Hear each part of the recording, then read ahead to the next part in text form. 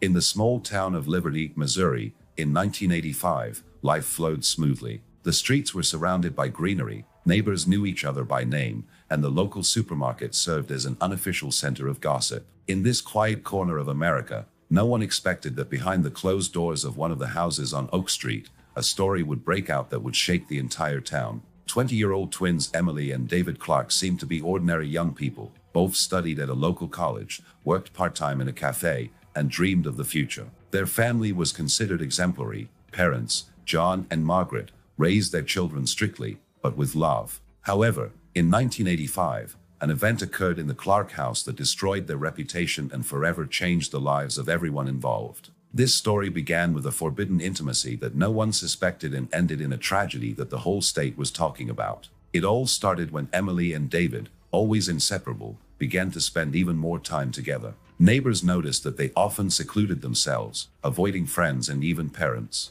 Their relationship, which seemed like just a strong family bond, hid something more. Rumors soon began to circulate in the city, but no one could imagine what this relationship would lead to. At the center of this story are not only feelings that crossed the boundaries of morality, but also a chain of events that led to irreversible consequences. In this story, we will analyze how this drama began, what circumstances pushed the young people to take a fatal step, and how the police solved the case that shook Liberty. This story is based on true events, although names and some details have been changed to protect privacy. We follow Emily and David from the early days of their intimacy to the moment their secret becomes public knowledge. We delve into the details of the investigation, the witnesses' testimonies, and the circumstances that led to their tragic ending. This is a story about how personal decisions can turn into disasters, and how a small town is confronted with a shocking truth. In the spring of 1985, Liberty was living its usual life. The town, with a population of about 20,000 people, was a typical American suburb.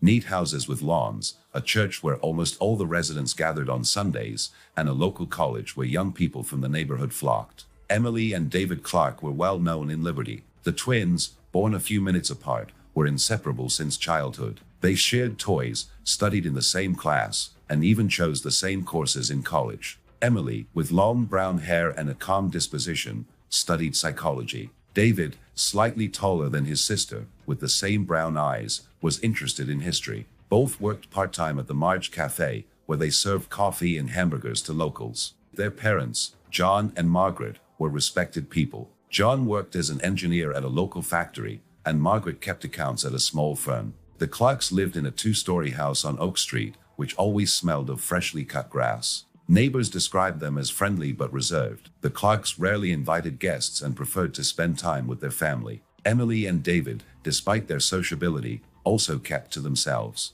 They rarely went to parties, preferring to spend evenings at home or in the park, where they were often seen together, whispering about something. In early 1985, the twins' behavior began to change. Emily began to show up at cafes less often, citing school, and David began to skip college classes. Their friends noticed that they were avoiding socializing. One of Emily's friends, Sarah Miller, later told police that she tried to invite Emily on an outing, but Emily declined, citing that she had to be with David. Neighbors also began to notice strange behavior. Mrs. Henderson, who lived across the street, saw Emily and David sitting in the backyard late at night, holding hands. She dismissed it, thinking that it was just brother and sister being close. But something was happening in the Clark household that no one suspected. Emily and David, who had always been close, began to transcend the boundaries of normal sibling relationships. What had begun as innocent conversations at night gradually developed into something more. They spent hours in David's room, locking the door to keep their parents out. John and Margaret, busy with work, did not notice the changes. They assumed that the children were simply stressed out about school. But in March 1985, the situation became more complicated. Emily began to avoid her parents, and David became irritable. At the same time, rumors began to spread around town. A worker at Marge's, Linda Thompson, noticed that Emily and David often exchanged glances when they thought no one was looking. She told other employees, and soon the whispers began to spread. However, no one dared to speak out about it openly. The Clarks were a respected family, and such speculation seemed unthinkable. Nevertheless, the tension in the house on Oak Street grew. Emily and David became increasingly secretive, and their relationship became increasingly dangerous. By April 1985, the twins had almost completely withdrawn from their friends and acquaintances. They spent their days together, avoiding prying eyes. One evening, Margaret caught them in Emily's room, sitting too close to each other. She asked what was going on, but David snapped that they were just talking.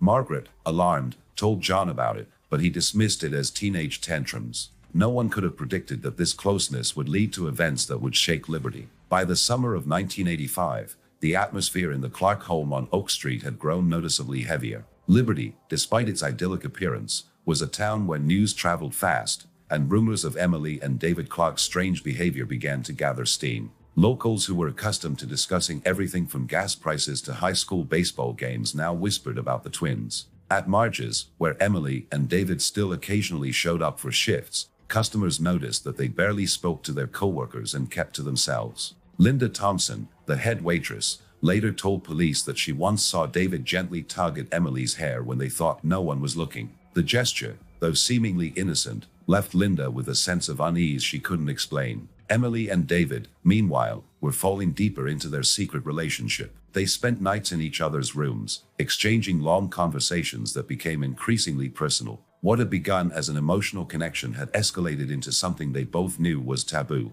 Neither of them, however, made any effort to stop. Emily, according to her diary, which police would later find, wrote of feeling guilty, but also that she couldn't imagine life without David. David, for his part, became increasingly withdrawn, avoiding even casual conversations with his parents. John and Margaret Clark began to notice changes in their children's behavior. Margaret, always attentive to detail, noticed that Emily had stopped wearing her favorite bright dresses, preferring to wear closed clothes, even in the heat. David, previously open and cheerful, became irritable and often snapped at his father when he asked about his plans. In June 1985, Margaret tried to talk to Emily, but she avoided the conversation, citing fatigue. John, busy working overtime at the factory, believed that the children were simply going through a difficult period at college. He suggested that Margaret not press them, hoping that everything would work out on its own. But the rumors were growing louder in town. At the local church, where the Clarks regularly showed up on Sundays,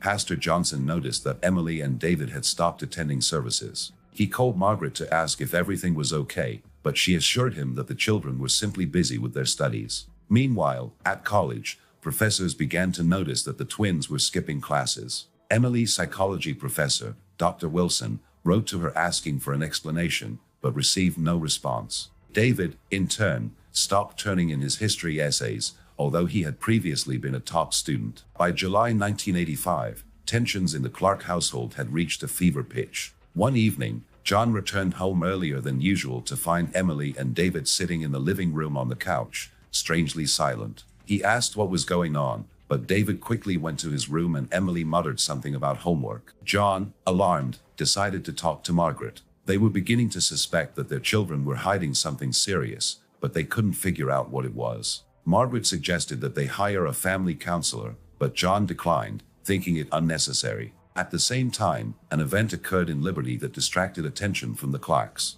An abandoned car with a broken window was found in a local park, sparking speculation about possible crime. Liberty police, usually busy with petty theft and drunken disorder, began an investigation, but the case quickly became a dead end. No one connected the incident to the Clarks, but it added tension to the already unsettled atmosphere of the town. Emily and David, feeling pressure from their parents and rumors in town, began to act even more cautiously. They stopped appearing together in public, but their meetings at the house continued. Their diaries, which would later be examined by police, contained entries about their fear of being discovered. Emily wrote, "We know it's wrong, but we can't stop. What if someone finds out?" David, for his part, spoke of feeling angry at anyone trying to separate us. These entries would become key to investigators, but at the time no one suspected how far things would go. By the end of July 1985, the situation had reached a critical point. Emily began talking about moving away from Liberty, away from her parents and prying eyes. David supported the idea, but they had no money and no plan. Their desperate attempts to keep the secret only increased their isolation. Neighbors, friends, and even their parents sensed that something was wrong, but no one dared intervene. This chapter of the Clarks' lives was approaching a turning point that no one could have foreseen. By August 1985, tensions were running high at the Clark home on Oak Street. Liberty, despite the summer heat and relaxed atmosphere, was gripped by rumors of Emily and David Clark's strange behavior. Locals, accustomed to a quiet life, began to notice that the twins were rarely seen in public. Their shifts at Marge's became rare, and they stopped attending classes at college. Teachers and friends tried to contact them, but Emily and David avoided all contact. Their parents, John and Margaret, sensed that the situation was getting out of control, but they were unsure what to do. Emily and David, consumed by their secret affair, spent almost all their time indoors. They stopped even going outside, afraid of the neighbors' prying eyes. Their relationship, which had begun as an emotional intimacy, now completely took over their lives. Emily's diary, later discovered by the police, contained entries about how she struggled with guilt but could not give up David. "He's the only one who understands me," she wrote. David, for his part, became increasingly obsessed with protecting their relationship at any cost. His entries were filled with anger at his parents and society, who he believed would never understand them. In early August, Margaret decided to take drastic action. She had noticed Emily and David locking themselves in David's room for long hours, and this was making her uneasy. One evening, she knocked on the door and demanded an explanation. David opened the door, but his gaze was cold and distant. Emily, standing behind him, looked pale and frightened. Margaret asked what was going on, but David said they were just discussing school. Margaret did not believe him, but she did not insist. She shared her concerns with John, who, although skeptical, agreed to talk to the children. The conversation took place a few days later,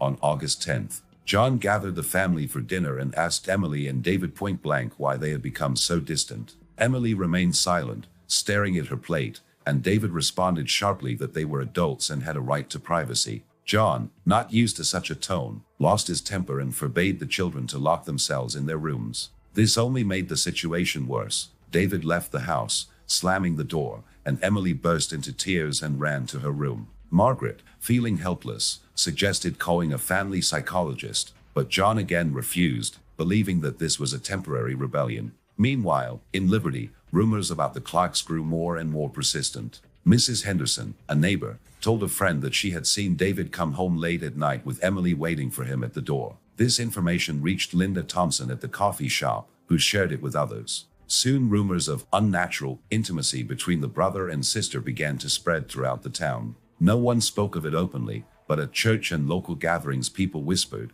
casting sideways glances at the Clarks. By mid-August, Emily and David had made a desperate decision. They began planning their escape from Liberty. They had no money and no clear plan, but they were determined to leave to preserve their connection. David suggested selling their father's old car, which was sitting in the garage, but Emily was afraid that this would attract attention. They began packing their belongings, hiding them in backpacks, and discussed moving to another state where no one knew them. However, their plans were interrupted by an unexpected event. On August 15th, Margaret returned from work early to find Emily and David in the living room at a moment that left no doubt as to the nature of their relationship. Shocked, she screamed for an explanation. David tried to calm his mother down, but Emily, unable to bear it, ran out of the house. Margaret, in tears, told John everything. He, unable to believe it, decided to talk to the children immediately, but David also left, leaving the parents in disarray. That evening, John and Margaret decided to seek help from the local priest, hoping that he could influence the children.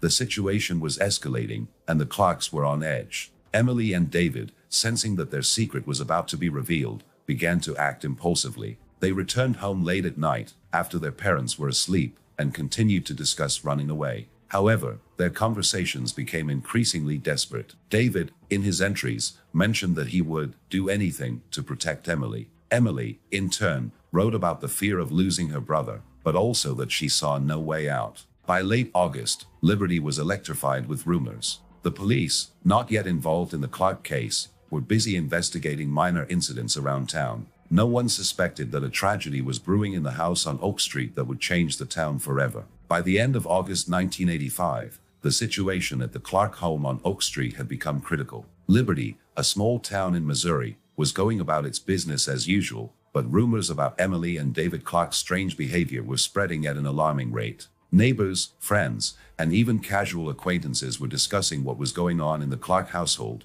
although no one dared to voice their suspicions directly. Emily and David, feeling the pressure, were becoming increasingly withdrawn. Their plan to flee town, which they had been talking about for weeks, remained unfulfilled due to a lack of money and the fear of being caught. After an argument with their parents on August 15th, when Margaret caught the twins in a compromising situation, Emily and David tried to avoid John and Margaret. The parents, shocked by the discovery, tried to find a way to fix the situation. Margaret insisted on meeting with Pastor Johnson, and on August 20th, they attended church to discuss the children's behavior. The pastor offered to organize a family meeting with a psychologist, but John, still hoping to solve the problem on his own, refused. He believed that a stern talk with the children would put everything in its place. However, Emily and David refused to talk to their parents, spending most of their time in their rooms. On the night of August 25, 1985, an event occurred at the Clark home that changed everything. Around midnight, neighbors heard loud noises coming from Oak Street. Mrs. Henderson, who lived across the street, later told police that she saw lights in the Clark's windows, although the house was usually dark at that time. She also noticed that John's car was in the garage, but no one was leaving the house. On the morning of August 26th, Margaret did not show up for work, which was unusual for a woman who was usually punctual. A worried co-worker of Margaret's called the Clark home, but there was no answer. That same day, around noon, Linda Thompson of Marge's Cafe reported to police that she had not seen Emily and David for several days, even though they were supposed to be on shift. Liberty Police, who were not usually faced with serious crimes, sent a patrolman to check on the Clark's home. Officer Thomas Reed arrived at Oak Street around 2 p.m. The door was locked, but through the window he noticed a mess in the living room, an overturned chair and scattered papers. Reed called for backup, and police soon entered the house. Inside, they found evidence of a struggle. In the living room, there were stains on the floor that would later be determined to be blood. In the second-floor bedroom, police found Margaret Clark unconscious. She was taken to hospital, but doctors were unable to save her. John Clark was found in a garage in serious condition. He was also hospitalized, but he survived. Emily and David had disappeared and their whereabouts remained unknown. The police immediately issued a wanted notice for them, suspecting that they were involved. The investigation began quickly. Investigators found a diary in Emily's room in which she described her feelings for David and her fear of being exposed. In David's room, they found notes in which he mentioned his willingness to protect his relationship with Emily at any cost. This evidence confirmed suspicions that the twins were involved in an illicit relationship that led to the tragedy. Police also found traces of blood in the garage and the weapon believed to have been used in the incident, a heavy wrench. In Liberty, the news spread quickly. Residents were shocked. The Clark family, considered a model family, was at the center of a horrific drama. The police interviewed neighbors and colleagues, trying to reconstruct the chronology of events. Mrs. Henderson spoke of noise on the night of August 25th, and Linda Thompson mentioned the twins' strange behavior in the cafe. Pastor Johnson reported a conversation with Margaret, confirming that she was concerned about the children's behavior. By the evening of August 26th, police received a tip that Emily and David had been spotted at a gas station 50 miles away in Liberty. Their car, John's old Ford, was found on the side of the highway, but the twins were gone. The investigation was gathering momentum, and Liberty was the focus of local media attention. By the morning of August 27, 1985, Liberty was in shock from the events at the Clark home. The police, who had issued a wanted notice for Emily and David Clark, expanded the search beyond the city limits. News of the Oak Street tragedy spread throughout the state of Missouri, and local newspapers began publishing the first articles about what had happened. The residents of Liberty, accustomed to a quiet life, could not believe that such a tragedy had occurred in their town.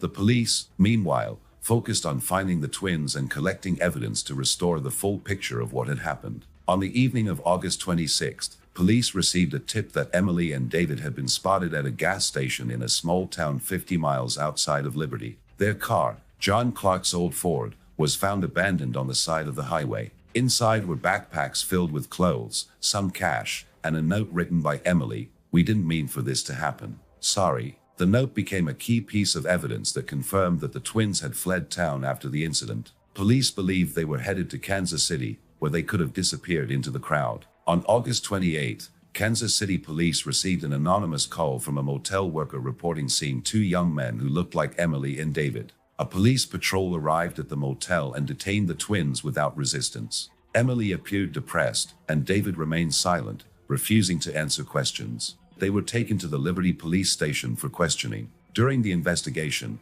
it was discovered that the night of August 25th was a turning point. According to David's testimony, Margaret, having learned of the nature of his relationship with Emily, threatened to tell the authorities. In panic and desperation, the situation spiraled out of control, leading to tragic consequences. John Clark, who survived the incident, testified from the hospital. He said he tried to intervene when Margaret confronted the children, but was too late to prevent the situation from escalating. Police identified the weapon used in the incident as a wrench from the garage. An examination confirmed that traces of blood in the house belonged to Margaret and John. Emily and David admitted their guilt, but claimed they had not intended the consequences. Their lawyers later claimed the twins had acted in a state of emotional breakdown. The trial began in November 1985 and attracted media attention across the state. Prosecutors presented Emily and David's diaries as evidence of their forbidden affair and motives. The public was shocked by the details of the case, and liberty became synonymous with scandal. In January 1986, Emily and David were found guilty of multiple charges,